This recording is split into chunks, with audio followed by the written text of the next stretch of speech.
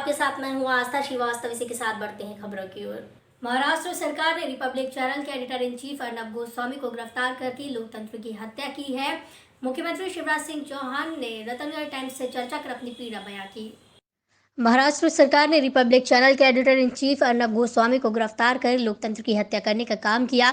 Ratangarh times से चर्चा कर मध्य प्रदेश के मुख्यमंत्री शिवराज सिंह चौहान ने अपनी पीड़ा व्यक्त की। आप भी सुनिए मुख्यमंत्री शिवराज सिंह चौहान से Ratangarh times editor in chief प्रसन्न कुमार दूरवा से बातचीत के कुछ अंश।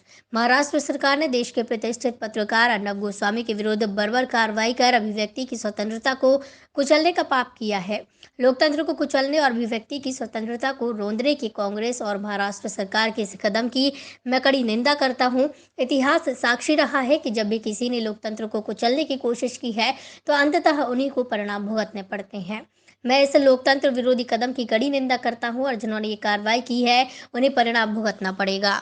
महाराष्ट्र में अभिव्यक्ति की स्वतंत्रता कुचल दी गई। केवल अभिव्यक्ति की स्वतंत्रता का नहीं, लोकतंत्र का गला घोंट दिया गया। देश के प्रतिष्ठित पत्रकार श्री अर्नब गोस्वामी जी के खिलाफ कांग्रेस के इशारे पर ये बर्बर कार्रवाई की गई। कांग्रेस की कुत्सित मानसिकता एक बार फिर सामने आई। ये वही कांग्रेस है जिसने इमरजेंसी में लोकतंत्र को कुचला था, अभिव्यक्ति की आजादी छीन ली थी, पत्रकारिता कुचल दी गई थी, लेकिन अंततः जनता ने कुचलने वाली मानसिकता को कुचल दिया। आज गृह मंत्री डॉक्टर नरोत्तम मिश्रा ने रतनगढ़ टाइम्स से चर्चा कर बताया कि उन्होंने 78 छोटी बड़ी नुक्कड़ सभाएं मध्य प्रदेश में की है। चुनाव के परिणाम भाजपा के पक्ष में आएंगे। कांग्रेस विपक्ष का नेता चुनने के लिए चुनाव लड़ रही है। जो सरकार नहीं संभाल पाए वो प्रदेश क्या संभालेंगे। कांग्रेस भी पावर में आती है, अपेक्षा मीडिया की करती है। कांग्रेस पार्टी को सरकार बनाने 29 विधायकों की जरूरत है और चुनाव 28 सीटों पर हो रहे हैं। कांग्रेस ही सरकार नहीं बना सकती, उनका आका भी सरकार नहीं बना सकता। आप सुनिए कांग्रेस पार्टी की कहानी गृह मंत्री डॉक्टर नरोत्तम मिश्रा की जुबानी। सिंधिया जी ने वोट किया है, साथ में गए थे, मामी मामा सब थे। तो ये मालिक ये बताती है उनकी मांग के वो हार रहे हैं। मैंने बताया ना, इस तरह की मांग जब कांग्रेस करने लगे तो मान लो कि हार रही है। आप परिणाम तो देखो, अब कौन से दिन बचे हैं, 6 दिन बचे हैं। देखो, दिग्विजय कानून ने सजा दी है उन्हें, मोदी जी ने नहीं दी। अब जैसे संवैधानिक संस्था कोई भी हो, दिग्विजय सिंह हमेशा उंगली उठाते रहे। जब दिग्विजय सिंह सेना पे उंगली उठा सकते हैं तो न्यायालय पे क्या बात है, उन्होंने न्यायालय पे उठा दी। ये लालू के लिए पक्ष थोड़ी थी, उन्होंने न्यायालय पे उंगली उठाई। उनका काम ही ये है, तभी तो आप चर्चा में लोगे उनको। ईवीएम पे उंगली उठा दो, चुनाव आयोग पे उंगली उठा दो, न्यायालय पे उंगली उठा दो, सेना पे उंगली उठा दो। पता नहीं राम जाने किस मानसिकता के हैं ये सारी उंगलियां। देखो, जनता पसंद नहीं करती है, परिणामों से भी सबक नहीं ले रहे हैं। भोपाल में लड़े थे वो, तो आपने रिकॉर्ड की तो मेरी भी कर लो। 11 तारीख को वो नहीं होंगे यहाँ पर, मेरी भी रिकॉर्ड करो आप। मैं आपसे वैसे नहीं कह रहा हूँ। ये ऐसे ही कहते थे सरकार 5 साल चलेगी, ये ऐसे ही कहते थे कोई की में हिम्मत नहीं है, ये ऐसे ही कहते थे 7वां जन्म लेना पड़ेगा। ऐसे ही कहते कहते मैं सरकार खो दिया। इनको शुरुआत ही सरकार गिराने की इनने करी थी, जो क्रॉस वेटिंग कराई थी ना विधायकों से, और फिर अपने साथ बैठा लिया प्रेस कॉन्फ्रेंस में। हम करें तो बिकाऊ हो गया, तुम करो तो टिकाऊ हो गया। गजब है। ये चाहते ये हैं कि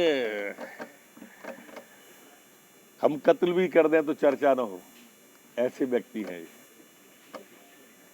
इल्जाम किसी और के सर आए तो अच्छा है, ये सोचते हैं। दतिया कोतवाली टीआई सहित 3 आरक्षक सस्पेंड कर दिए गए हैं।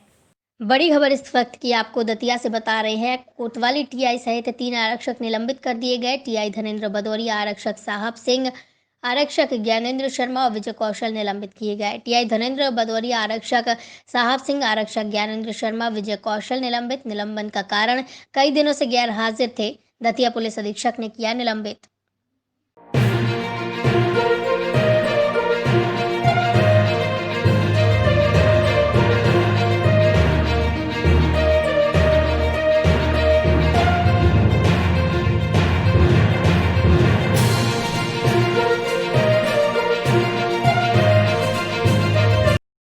अल्प प्रवास पर दतिया आए डॉक्टर सुकन्या मिश्रा ने रतनगढ़ टाइम्स से चर्चा की। सभी नेता अपने अपने समीकरण लगाने में लग गए हैं। इसी कड़ी में गृह मंत्री नरोत्तम मिश्रा के बेटे बीजेपी नेता सुकन्या मिश्रा ने बीजेपी की जीत का दावा किया। उन्होंने डबरा, भांडेर और करेरा में जीत का दावा किया और बीजेपी की सरकार बनने की बात कही। इस दौरान उन्होंने कार्यकर्ताओं का आभार व्यक्त किया। आपको बता दें कि सुकर्ण मिश्रा ने इस उपचुनाव में काफी मेहनत की। डबरा के साथ साथ उनका पूरा ध्यान भांडेर सीट पर रहा। साथ ही करेरा में भी उन्होंने कई सभाएं की। आपको बता दें कि सुकर्ण की युवाओं में काफी लोकप्रियता है। यही कारण है कि नरोत्तम मिश्रा ने उन्हें इस चुनाव में आगे कर भाजपा के लिए वोट मांगे। फिलहाल नेताओं के दावों के दौर शुरू हो चुके हैं। अल्प प्रवास पर आए युवा दलों की धड़कन युवा भाजपा नेता डॉक्टर सुकर्ण मिश्रा ने रतनगढ़ टाइम्स की टीम से चर्चा कर बताया कि मध्य प्रदेश में हुए उपचुनाव की सारी सीटें भाजपा जीतेगी।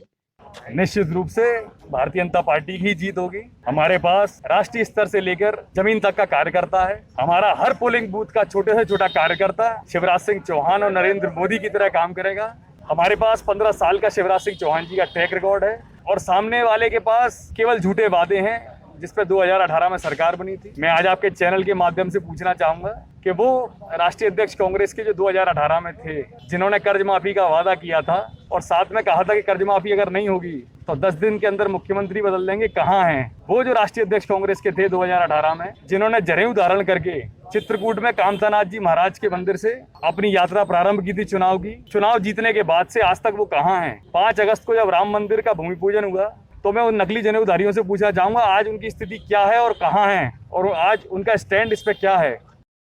झांसी के मऊरानीपुर तहसील में एक ऐसा नजारा देखने को मिला जहां पर किसान अपनी समस्याएं लेकर पहुंच रहे हैं, लेकिन उनकी सुनने वाला कोई नहीं। झांसी की मऊरानीपुर तहसील में चल रहे समाधान दिवस की तस्वीरें हैं, जहां सैकड़ों फरियादी अपनी समस्या को लेकर आते हैं, लेकिन उनकी फरियाद सुनने वाले अधिकारी कार्यक्रम में शामिल होकर कुर्सी पर ही अपनी नींद पूरी कर लेते हैं।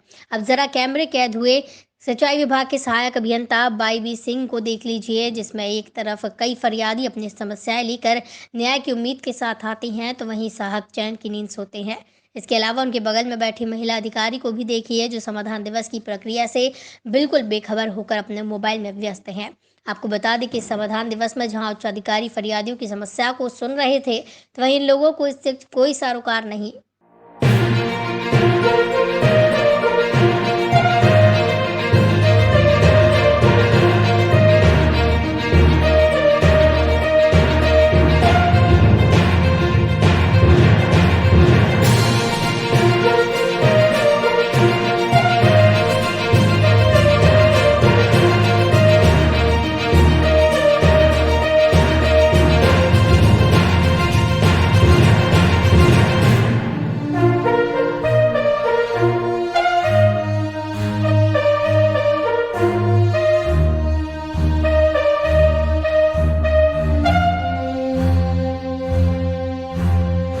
मयूरानीपुर से संवाददाता अमित समेले की रिपोर्ट।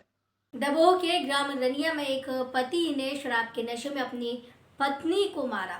दमोह थाना क्षेत्र का मामला है। क्षेत्र के अंतर्गत ग्राम रनिया में एक शराब के नशे में धुत पति ने अपनी पत्नी की बेरहमी से पिटाई कर दी।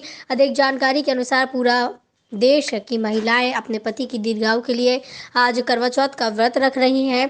आज शाम ग्राम रनिया में एक कलयुगी पति ने अपने करवा चौथ का व्रत धारण किए हुए पत्नी की बेरहमी से पिटाई कर दी। पुलिस की जानकारी के अनुसार फरियादी का नाम प्रियंका वाइफ ऑफ सुनील जाटव निवासी रिनिया बताया गया, जिसमें फरियादिका ने बताया है कि जब वो घर पर पूजा की तैयारी कर रही थी तभी उसका पति शराब के नशे में घर आया और अभद्र भाषा का प्रयोग करने लगा। जब इसका विरोध किया तो उसकी बेरहमी से पिटाई कर दी।